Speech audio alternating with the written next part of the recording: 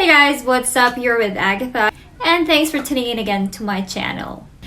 Anyway, today is a very memorable day as well because today is the day that the portal has opened for the temporary resident to permanent resident pathway. And if you recall, this is just a recent update from Immigration Minister Marco Mendocino, where they released 6 different streams for temporary resident visa holders to become permanent resident visa holders. Now, it was released not too long ago, so a lot of people were not able to really get their requirements to be eligible for some of the programs. You know, they were not able to fully get the eligibility. That's why a lot of them were not able to apply. But for those that are eligible, today marked the day of the first step to getting that dream PR. But anyway, in this vlog, this is actually very unexpected.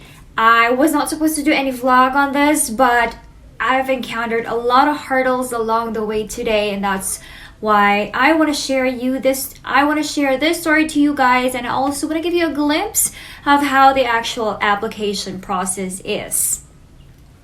So this magical portal opened today at 10 a.m. Mountain Time. So we are in Calgary, Alberta.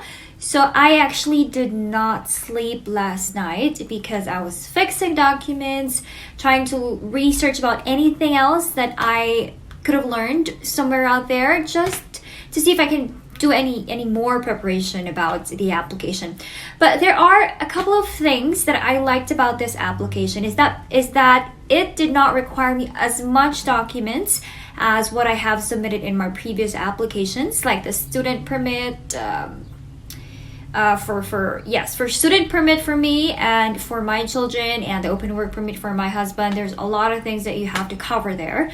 But this is, I guess, the second least document pathway that I have ever encountered. First one, of course, would be the PGWP, because I only submitted, I can count them in my hands. So if you're interested about PGWP documents, then head on to my other video, and that will give you a lot of information about it. But for today, I want to show you how the application process is. So just in case, you are preparing to submit your own application, then you would know what to expect. So it opened this morning at 10 a.m. and it's almost 5 p.m., I think around 4:30. And I have only submitted my application at this time. And I can tell you, 6 hours, I don't think I will be able to submit my application in 6 hours if one of my friends have not helped me to book and pay for my application. So you'll see why I needed the help of my friends. But yes, as we expected, there's something wrong that's bound to happen, because a lot of people are going to be applying on the same day. They're going to be rushing to be able to submit their application because there's a cap on each stream. For example, for international graduates, there are, I don't know, maybe close to 500,000 international graduates out there, but the cap is set at only 40,000 applicants. And you will see in this video how many applicants have already submitted applications for the healthcare stream, the essential worker stream, and the international graduate stream. So yes, it was a heck of a nightmare for me. I thought I was not able to get in because I have been on it for the past 6 hours. I wasn't at all able to open the payment portal. And yes, there is a different portal for the application itself, and there's a different portal for the payment itself. So the portal went fine, but the application portal went fine, but the payment portal, I think a lot of people are still trying to get access to it. So let's see how the application process went. And this is the website that you would need to go to for you to be able to apply for this temporary public policies. So let's take a look at it.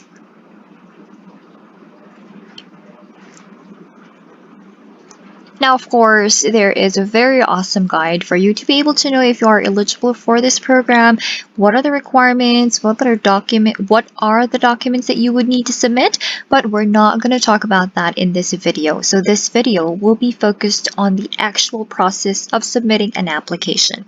So we'll go ahead straight to let's get ready to apply. Here's the magic button for you to be able to submit your application. Alright, let's click on Apply Online. It's going to take you to this page, and you have two choices. Okay, so initially, because this is a new program and it doesn't use the GCK account, they have a new portal. So it's an assumption for everybody that nobody has an account yet for this portal. So the first thing that you have to do is create an account. Now, there is a continue your application just because you can save whatever you're working on, just like what's in the GCK account. And you can come back at a later time. When you come back, you can just continue your application. So for this purpose, we are going to create an account. All right, so let's go ahead and create an account. Okay, and of course you have to create an account. Should have at least 14 characters, and let's create an account. And next step would be to confirm your email. My confirmation email went into my junk folder. Every email went into my junk folder, so make sure that you check your spam folder just to see it went there. And it came on pretty quickly, I'd say, about a couple of seconds. And you are required to enter the verification code.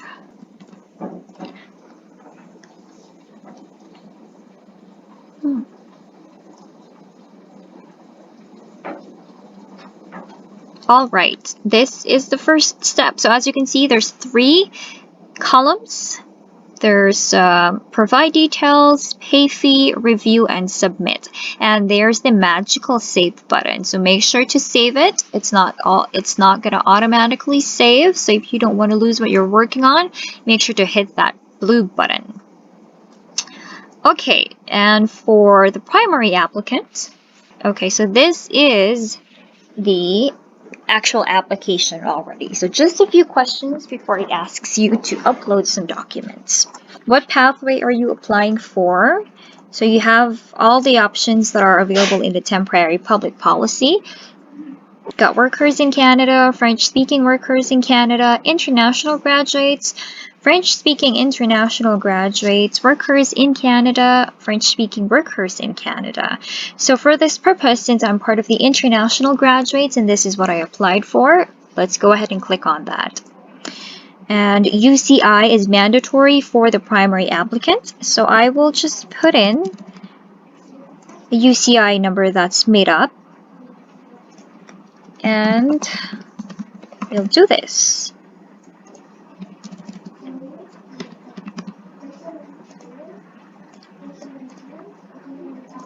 Yes, I do have dependent children, so we'll do that.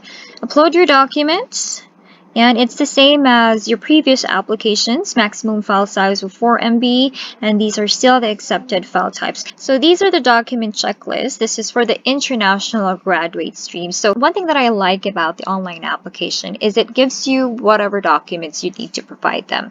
So for this case, a generic application form for Canada, Schedule 3, Schedule A, supplementary information, copy of the biodata page, additional family information, medical examination confirmation, police certificates, digital photos, proof of language proficiency, proof of authorization to work, proof of current work experience, proof of entry and status in Canada, proof of education, proof of authorization to study. And those are the mandatory documents. Then there's some mandatory documents only if it's applicable to you. Additional dependents, statutory declaration, evidence of common law union, use of a representative, marriage certificate, which is mandatory, divorce certificate, death certificate, adoption certificate, documents related to the EAPR, authority to release personal information. And this is for your spouse. UCI is not mandatory. It doesn't have a red asterisk over there. And let's do that again. Then upload the documents for the spouse. So for spouse, the only thing that you have to upload, I actually prepared a lot of documents for him, and I wanted to include that, but unfortunately there is no client info section here. So I'm just not sure if it was a right move to just not include those, or if I messed up on something because I did not include, like for example, his work permits, work documents, anything like that. I'm not sure if that's going to strengthen the application. But first, it's definitely not needed, because what you need for your spouse under the international or graduate stream would only be the Schedule A form, copy of the biodata page, and it's just the data page. You actually don't need to put in the other pages of the passport. Additional family information, medical examination confirmation, police certificates, and digital photos. That's it. And then if you have dependents, and then you have to input information for them. And all right, the only documents that you need to provide for your dependents are copy of the biodata page for their passport, medical examination confirmation, copy of birth certificate, digital photos. That's the only thing that's mandatory. Now the others will be mandatory if they are applicable, but Schedule A is basically for those over 18. Additional family information, I think that's for over 18 as well. I didn't provide that. And police certificates and declaration from non-accompanying parent or guardian. Then that's about it. That's for your dependents. And you have to check if the page is ready. And the good thing about this one is because one feature that's not in the GC Key account is that if you upload any document, let's just try to upload something here. Okay, let's try this one. There is an option to view it, but it wasn't what I expected. I thought that if you click on the view button, it's just going to pop out, and then you can just click X, and then it's going to come back there, but it downloads the documents. So it downloads and you can open it. It's a huge jump from what was in the GC Key account, because what I did before was I had to go back through my documents and look into the exact file name and see what the document is. But now you have an option to, even though it downloads and takes up a lot of space, but with one click, then you can see what that document contains, and makes it faster, I can say. Okay, so since I wasn't able to show you how the payment went, let's try going back to it. So again, when you are at this page and you're done, you will have to move on to the next page where it says pay fee. But this is my earlier application, so it's going to have a review and submit button over to the right of the pay fee, but this is just for demonstration purposes. So you click on pay your application fee online, and it's going to direct you to another page. So this is the another portal. And just in the bottom of that, you'll have two options. Option one is if you're not sure what fees you're going to pay and how much it would be, then you can choose option one. You're going to answer a series of questions and they will be telling you what fees you have to pay. Or if you already know what you're going to be paying for, then you go with option two. So in this case, we know that we are applying for permanent residence and we're not paying for PR fee for an application that we have submitted. So let's try to see if this is going to go through, because earlier a lot of people were having trouble just having this page load. Alright, and then we click on temporary residence to permanent resident pathway. And there we go. It's actually quicker right now. This has never loaded when I was trying to submit my application. So this is for the applicant. And if you have a spouse, and for dependent children, let's say in my case I have 3 kids. And okay, so this is the total So those are the fees that you would have to pay. $1,050 for the principal, $1,050 for the spouse, $150 each for every dependent. Now for biometrics, if only one person is going to do the biometrics, then it's $85. If there's two or more, then you're only going to have to pay a maximum of $170. The total amount for a family of 5 will be $2,720. So again, this is not a receipt, it's just showing you how much you are going to pay. And let's try logging in and paying. Well, I think the system is still having some trouble, but I don't want to proceed with this just because, of course, I'm not going to pay. I don't want to pay by mistake. But what's going to happen is based on what my friend has done for me earlier. So once you create an account for this, yes, you have to create another account. This is not the same account that you have created for your application portal. So you create another one and you confirm it again. And then after that, you will be setting up security questions for the safety of your account. And then after that, you can already proceed to paying that. And then once you pay, you will be sent the receipt via email. And then once you receive that email containing the receipt, you download the receipt and then you upload that in this portion.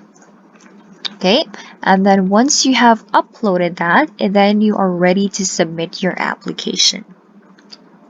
Then again, we do have a review and submit button over here.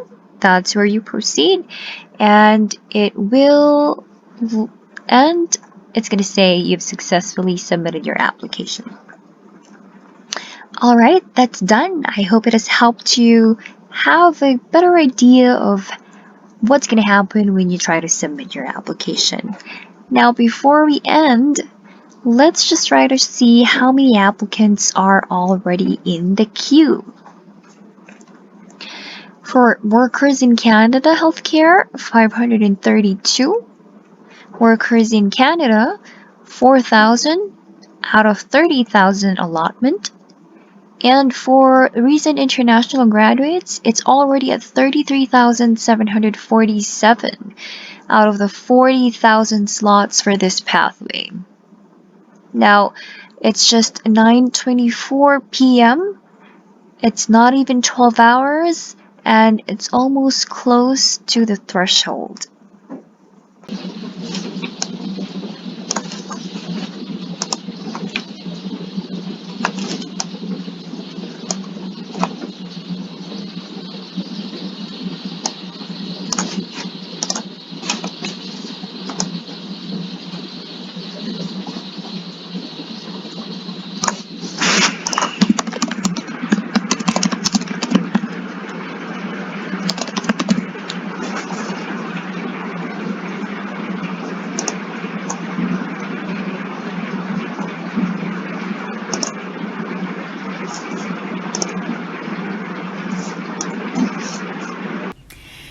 That's it. I finally was able to submit my application. Thank you so much to my friend. You know who you are. I will pay it forward for sure. Thank you for helping me out this trying times. And I don't know whose fault it is. I'm not sure if it was the bank's fault because my cards kept getting declined. Yes. I wasn't able to access the payment portal, and then when we were able to access the payment portal, all my cards were declined. My debit card, credit card. I called Scotiabank multiple times. They said everything was fine. Try it again, try it again, try it again. Didn't work. But yes, so that's it, guys. Finally, I am now able to eat, drink. To be honest, I feel so dizzy right now because I haven't eaten I haven't eaten anything for today. That's why I feel dizzy right now. But yes, at least it's over. And now I left everything to the Lord. If we are going to be approved for this application, then thank you so much. But if not, of course, well, there's a reason for everything. So I will be done.